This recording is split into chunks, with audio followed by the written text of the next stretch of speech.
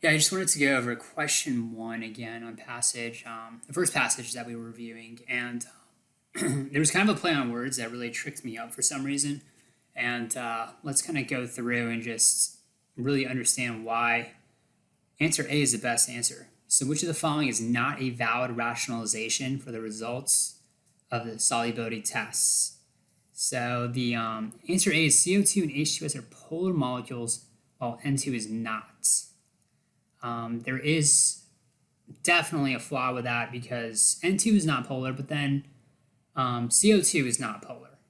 So that is an incorrect statement, a false statement.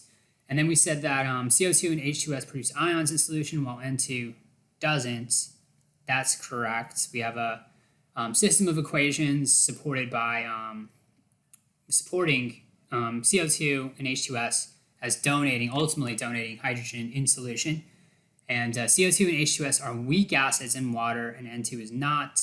And again, we have a system of equations showing us that we have weak acids as they are reversible equations, so we know that they're weak acids, versus the covalent bonds in CO2 and H2S are polar, but that and N2 are not. And that we say is a correct statement versus A, which we're saying is an incorrect statement.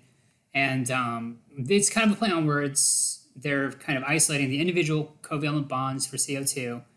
Even though it's plural, they're talking about the individual bonds of CO2, not just H2S. They're talking about all individual bonds.